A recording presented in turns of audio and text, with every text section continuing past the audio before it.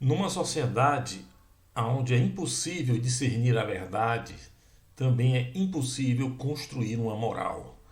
As ações humanas passam a ser dirigidas pelos instintos mais básicos, como acontece com os animais bravios nas florestas. Eu sou o professor Eduardo Simões e este é o nosso canal. O filósofo e blogueiro russo Vlad Vexler fez um vídeo muito interessante sobre a evolução da propaganda na Rússia, né?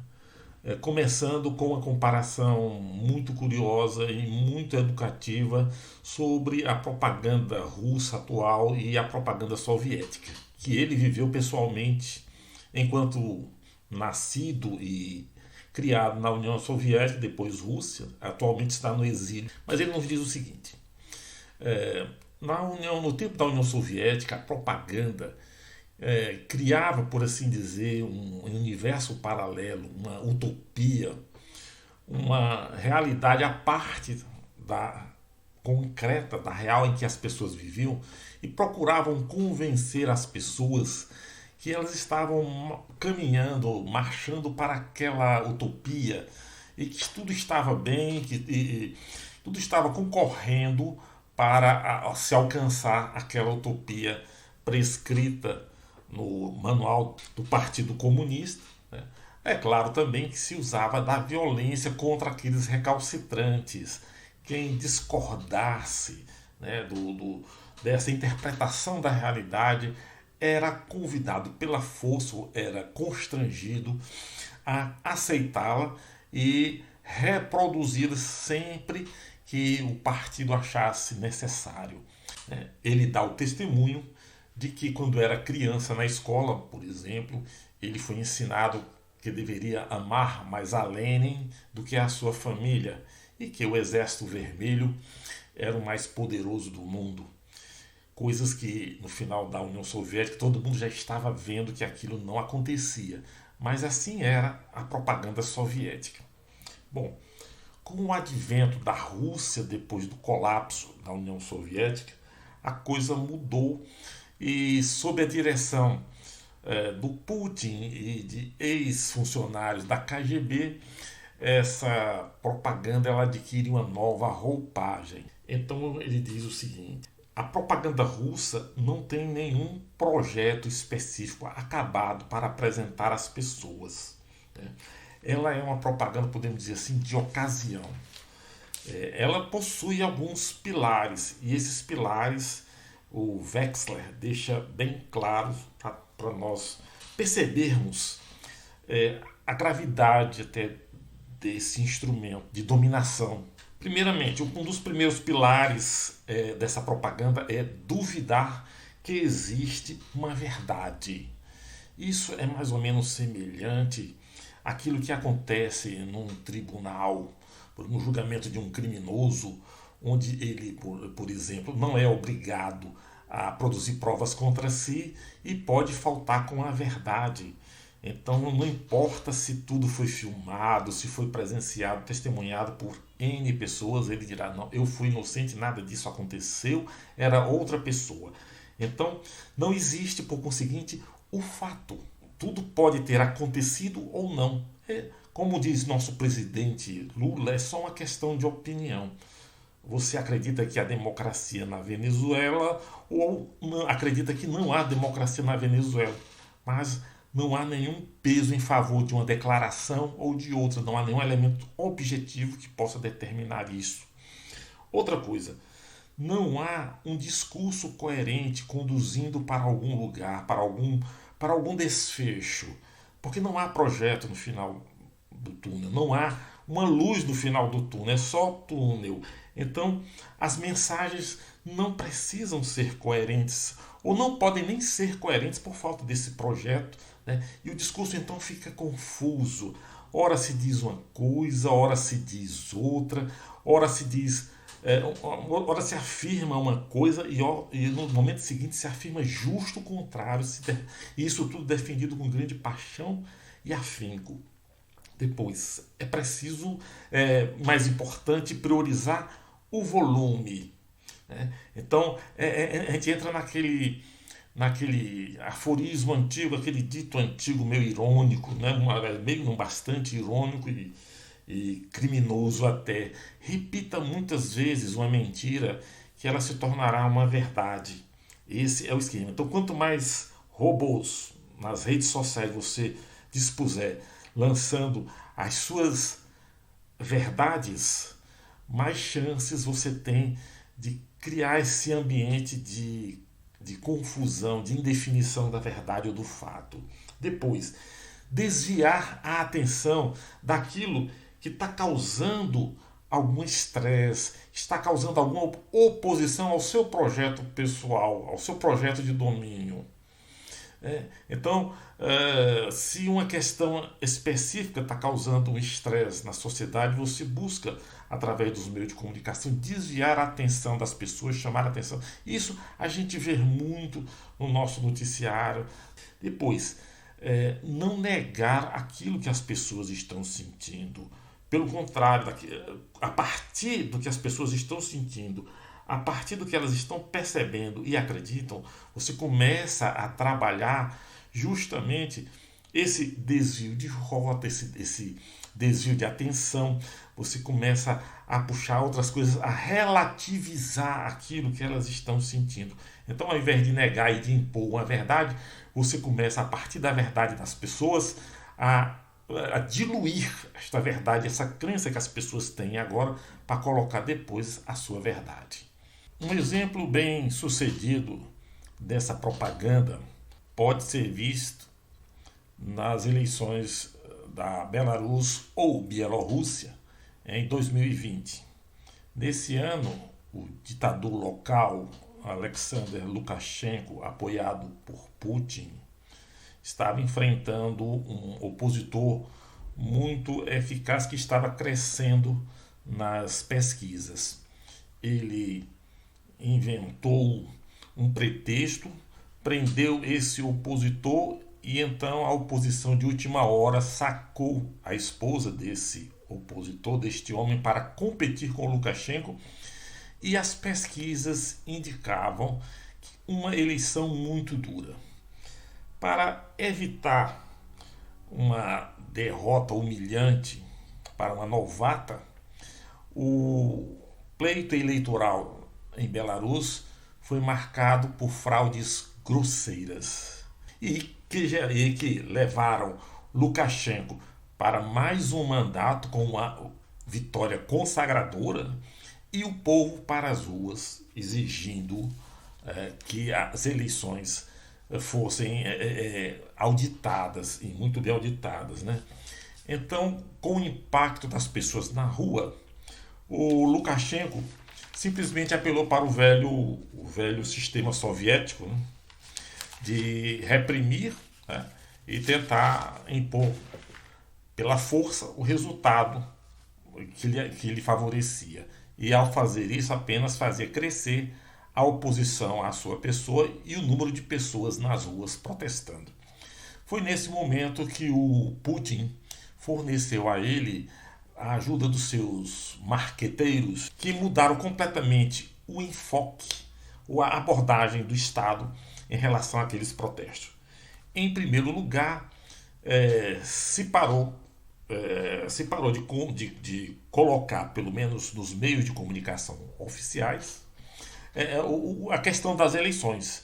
Ninguém mais discutia nos meios oficiais, no jornalismo oficial, nas mídias oficiais, a legitimidade da eleição. Aquilo foi simplesmente transformado em tabu, apagado, e ninguém fala sobre isso. Mas, ao mesmo tempo, se começou a trabalhar noutras frentes.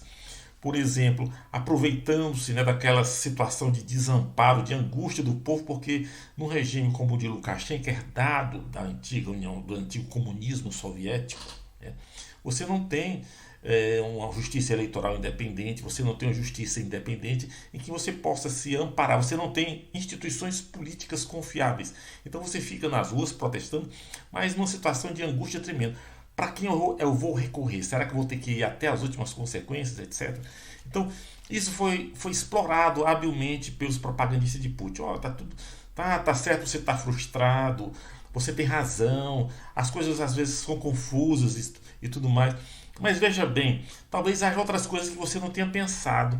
E aí começou, por exemplo, a colocar na discussão, em debate, pontos, pontos específicos com relação à candidata. Deixou-se de falar na questão da fraude eleitoral para falar do caráter da candidata, da sua experiência política. Olha, ela é dona de casa, ela é inexperiente, ela não vai dar certo, né?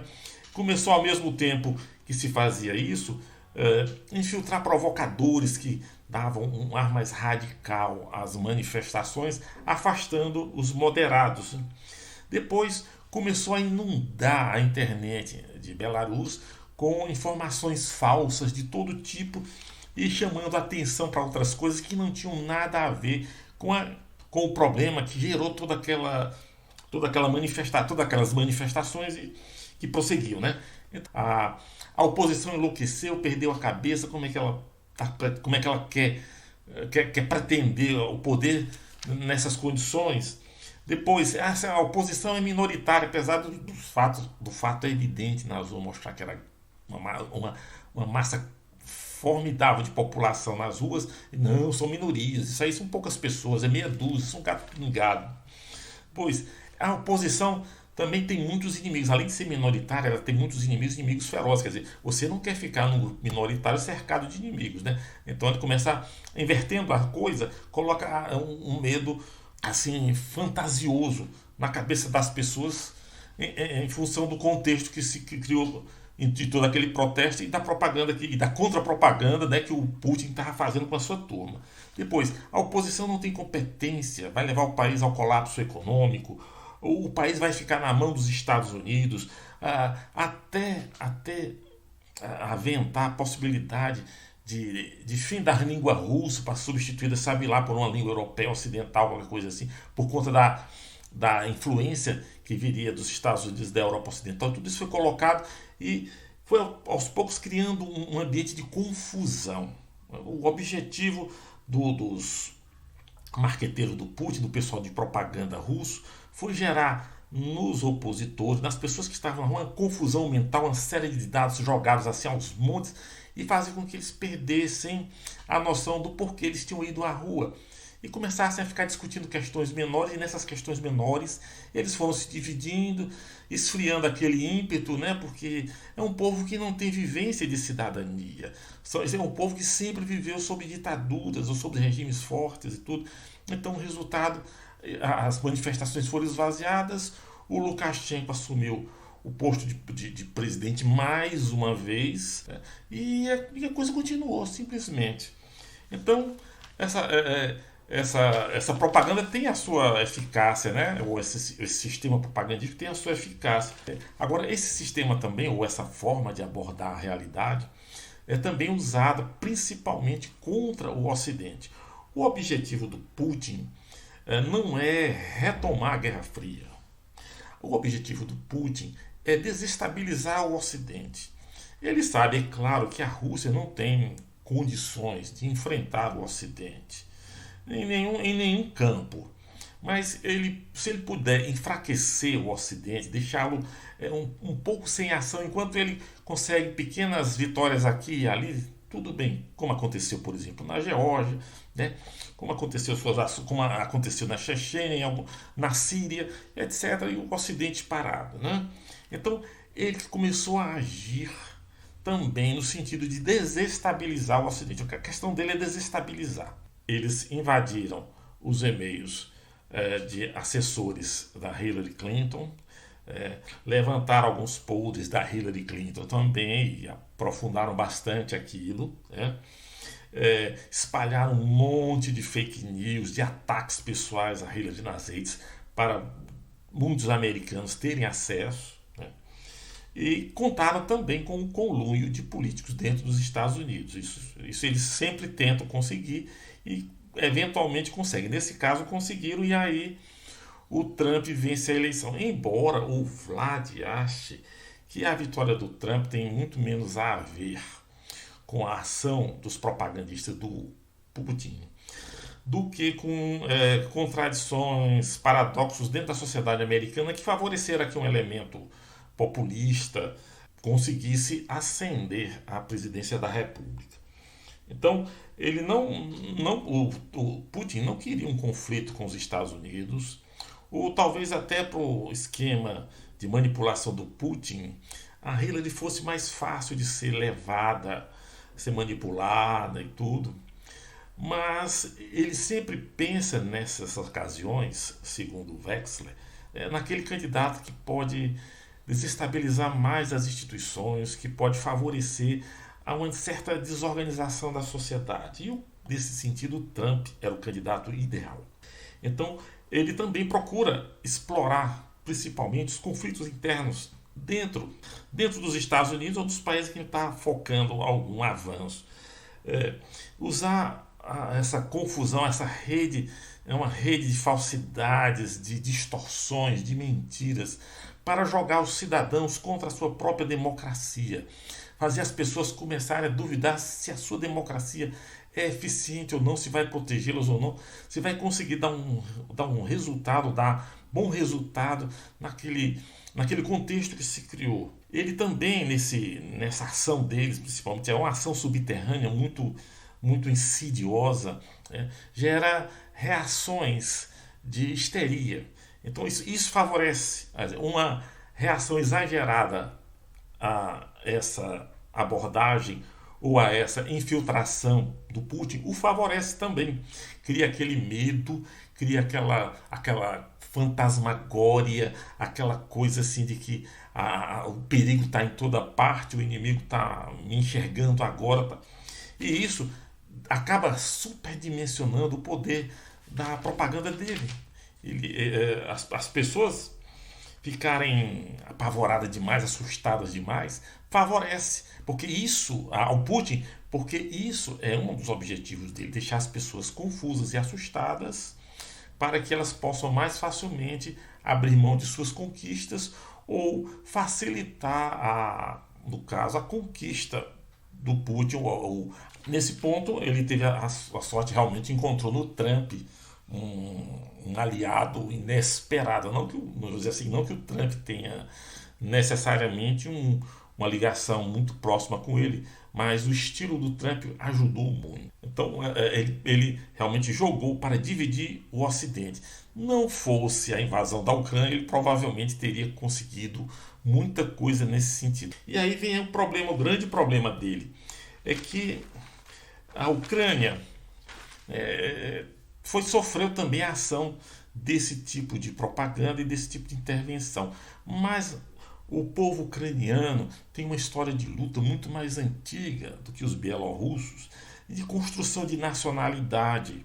Os ucranianos sempre foram muito autônomos, ou sempre se sentiram muito autônomos em relação aos russos. E têm construído um sentido de cidadania muito mais aperfeiçoado que os bielorrussos, inegavelmente. Então, eles sofreram a ação desses elementos, desses infiltrados do Putin e tudo mais, mas resistiram, conseguiram construir e seguraram firmemente instituições minimamente, digamos assim, imparciais, minimamente coerentes com um projeto nacional, né? E por conta disso conseguiram resistir com sucesso às tentativas do Putin de absorver a sociedade ucraniana e jogá-la nessa confusão para facilitar o seu trabalho e posteriormente invasão e anexação da Ucrânia. Não foi o que aconteceu, né? Agora, uma coisa que o Wexler realmente pensa pouco, reflete pouco nesse vídeo, é sobre o efeito disso na sociedade russa. Isso que para nós é ponto de análise, porque acontece uma vez, outra, num dado contexto, num dado momento, no outro. Na Rússia é diário. Os russos estão diariamente envolvidos por essa propaganda. Vocês imaginem o processo de confusão mental que eles não estão agora. O país está todo absorvido. afogado nessa propaganda. Que os russos hoje não acreditam ou não conseguem fazer ligação entre as sanções que o país está sofrendo do Ocidente e a intervenção na Ucrânia. Para eles, a intervenção na Ucrânia é uma forma, é um problema que surgiu da relação de Putin com Kiev e que está sendo resolvida de forma adequada. E as sanções do Ocidente contra a Rússia é apenas uma covardia, uma agressão. Eu me lembro há muito tempo de um testemunho de uma senhora alemã, já velhinha, falando sobre as memórias que ela tinha do tempo da Segunda Guerra Mundial. Então ela dizia assim, lembrando dos tempos antes da guerra: ah, era um período tão bom, nós éramos tão felizes. Eu não sei porque o mundo moveu guerra contra nós. Imaginem, imaginem. Então, é esse o espírito, eu acho, que está dominando atualmente na Rússia. Tanto é que o Putin está cada vez mais popular. Mas agora há uma diferença, hein? Há uma diferença. A Alemanha é um país culturalmente, racialmente, muito homogêneo, enquanto que a Rússia é muito diversificada. Para isso descambar para um conflito de todos contra todos, não custa muito. Acho que está se mexendo com fogo. A Rússia representa um foco de preocupação imensa para o mundo inteiro. E aí vem a questão do Brasil. E o nosso Brasil? A gente percebe, infelizmente, que nesse governo e também no governo anterior, que esse discurso confuso, anti-instituições, antidemocracia, também está vigindo no nosso país. Então você vê, por exemplo, o governo atual do PT só não para de falar de democracia, de enaltecer a democracia, de formar grupos de apoio à democracia e, no entanto, se alia às piores ditaduras do planeta, que cometem violências sem nome contra as mulheres, como é o meu caso, por exemplo, do Irã. Nós tivemos o absurdo de ver um assessor da ex-presidente Dilma, um economista, defender publicamente num vídeo do YouTube a pena de morte para quem pegar em armas contra o socialismo.